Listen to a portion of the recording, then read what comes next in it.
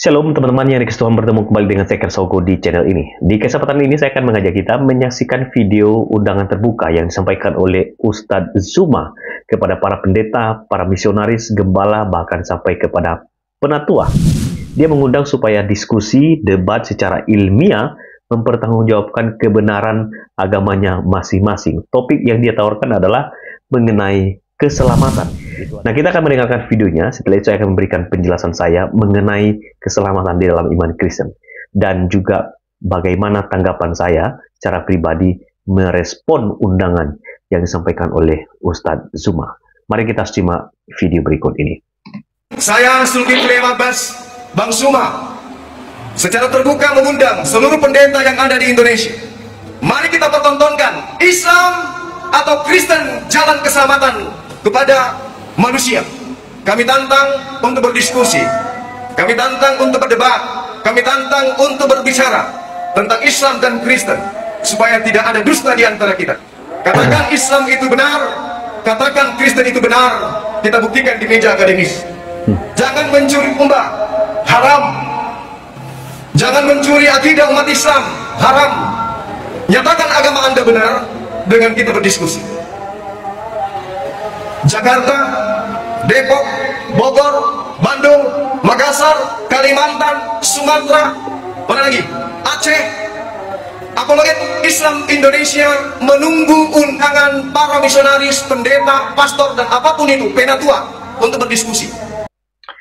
Ya, itu cuplikan video undangan terbuka yang disampaikan oleh Ustadz Zuma agar para pendeta, misionaris, gembala, bahkan penatua ikut dalam debat yang ditawarkan oleh Ustadz Zuma.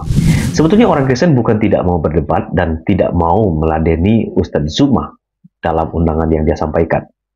Karena dari video-video yang kita sudah saksikan ketika Ustadz Zuma sering live, bahkan banyak para pendeta yang juga ikut debat dengan dia, dalam argumentasi di debat yang dilakukan di media sosial tersebut, tidak memberikan solusi yang baik menolak kebenaran yang disampaikan oleh para apologet Kristen dalam mempertanggungjawabkan imannya di hadapan Tuhan. Nah, terkait dengan keselamatan, saya akan mengajak kita memperhatikan beberapa ayat Alkitab untuk juga menolong kita mengerti iman kekristenan, sekaligus juga memberikan edukasi kepada para penonton, bukan hanya orang Kristen tetapi orang di luar Kristen, ya. Seperti apa yang Anda lihat di slide. Nanti di akhir saya akan berikan pesan untuk Ustadz Zuma, ya. Di dalam Lukas pasal 19 ayat yang ke-10, di situ dikatakan sebab anak manusia datang untuk mencari dan menyelamatkan yang hilang. Anak manusia ini jelas merujuk kepada Yesus Kristus. Jadi, ketika anak manusia datang, dia datang untuk menyelamatkan yang hilang. Yang terhilang ini karena dosa. Lalu dalam Lukas 18 ayat 27, kata Yesus, apa yang tidak mungkin bagi manusia, mungkin bagi Allah. Itu sebabnya bagi Tuhan tidak ada yang mustahil, ya. Tidak ada yang tidak mungkin. Apa yang tidak mungkin bagi manusia, bagi Allah itu mungkin.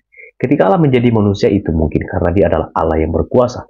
Ketika Yesus memberikan jaminan keselamatan kepada orang yang percaya, pasti itu akan terjadi, karena bagi dia tidak ada yang mustahil.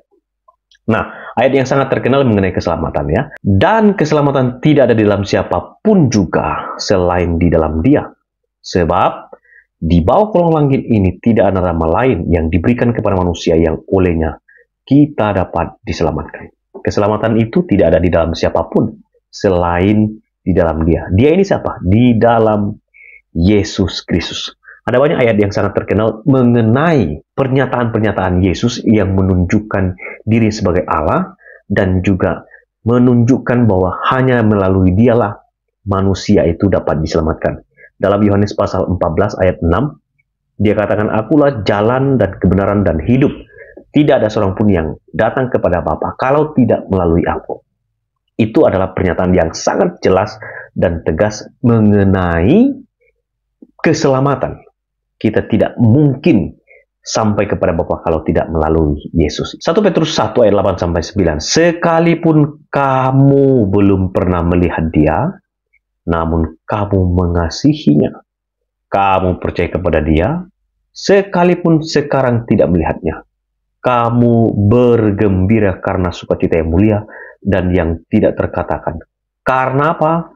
Karena kamu telah mencapai tujuan imanmu, yaitu keselamatan jiwamu. Jadi kita bersukacita sekalipun belum pernah melihat dia muka dengan muka. Tetapi kita bersyukur karena kepercayaan kita, keyakinan kita, iman kita di dalam dia. Kita percaya bahwa jiwa kita dapat diselamatkan hanya melalui Yesus Kristus. Itu luar biasa. Roma 10 ayat 10. Ya, karena dengan hati orang percaya dan dibenarkan, dan dengan mulut orang mengaku dan diselamatkan. Jadi memang tidak mungkin kita dapat diselamatkan kalau kita nggak percaya kepada Yesus Kristus. Itulah secara eksklusif.